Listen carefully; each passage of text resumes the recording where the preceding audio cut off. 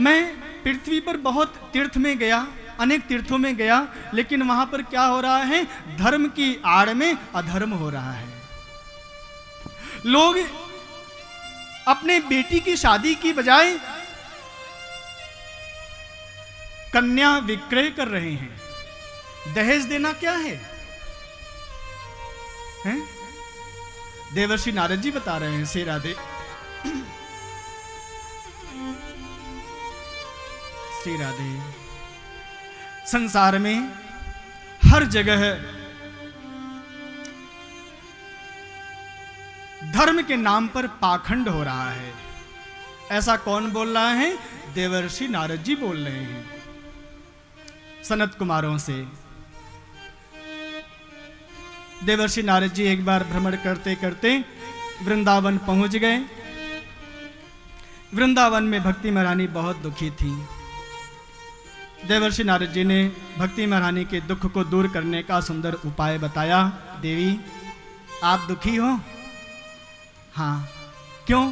क्योंकि हमारे पुत्र ज्ञान और वैराग्य बूढ़े हो गए हैं, हम दुखी हो गए हैं, सब रोगग्रस्त हैं हमारे पुत्र।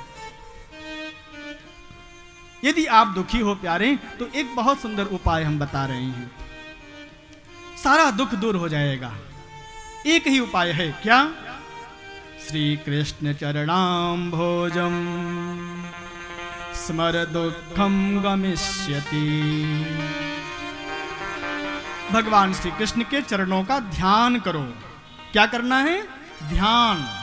श्री कृष्ण चरणाम्भोजम स्मर, स्मरण करो, ध्यान करो, चिंतन करो। किसका? भगवान श्री कृष्ण के चरण कमल का।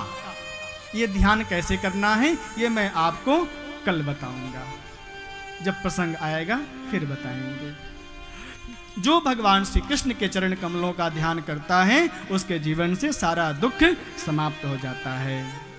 ऐसा कहकर देवर्षि नारद जी भक्ति महारानी के दुख को दूर करने के लिए बहुत सुंदर श्रीमद् भागवत महापुराण का आयोजन किए। हरिद्वार धाम में सनत कुमार लोग आए हैं कथा करने के लिए हरिद्वार धाम में, और बहुत सुंदर कथा शुरू हुई।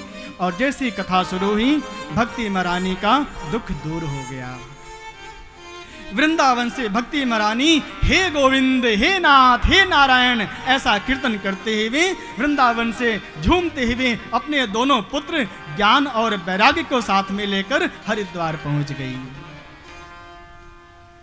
भक्ति सुतो तो तरुणो गृहीत्वा प्रेमे रूपा सहसा विरासीत्। श्री कृष्ण गोविंद हरे मुरारे नाथेति नामानि मुहुर्वदन्ति। भक्ति महारानी का दुख दूर हो गया श्रीमद् भागवत कथा श्रवण करने से। एक बात बताइए गुरुदेव, श्रीमद् भागवत कथा श्रवण करने से केवल जो भक्ति करते हैं उनका ही दुख दूर होता है, या जो भक्ति नहीं करते हैं, जो अभक्त हैं, जो पापी हैं, उनका भी दुख दूर होता है? बताओ। जो भजन नहीं करता है, जो पापी है, क्या उसका भी दुख दूर हो सकता है कथा श्रवण करने से? बोलो। शौनक ऋषि ने प्रश्न किया। श्री सूत जी ने बहुत सुंदर उत्तर दिया। ऋषिवर, भक्ति महारानी का दुख तो दूर होता ही है कथा श्रवण करने से, लेकिन श्रीमद् भागवत कथा श्रवण करने से जो पापी हैं, जिन्होंने भयंकर पाप भी किया हो, कोई चिंता नहीं, एक बार आ जाओ श्रीमद् भागवत महापुराण की शरण में, आपका दुख दूर हो जाएगा।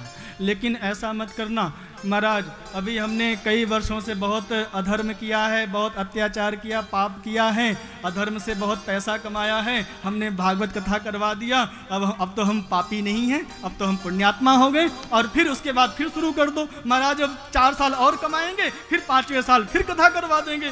नहीं नहीं नहीं, एक बार शरण में आने के बाद फिर संकल्प लेना चाहिए। क्या? कि अब मैं पाप नहीं करूंगा, अब मैं अन्याय नहीं करूंगी, अब मैं पापाचार, अत्याचार, अन्याय से उपार्जित धन बिल्कुल नहीं कमाऊंगा। फिर यह संकल्प होना चाहिए। बस एक बार आ जाओ भगवान के चरण में, बस आपके आने में विलंब हो सकता है प्यारे, लेकिन भगवान की कृपा में विलंब नहीं हो सकता। एक बार आओ तो सही प्यारे, लेकिन ध्यान देना, मन से आना। तन से तो आप आते ही हो, लेकिन मन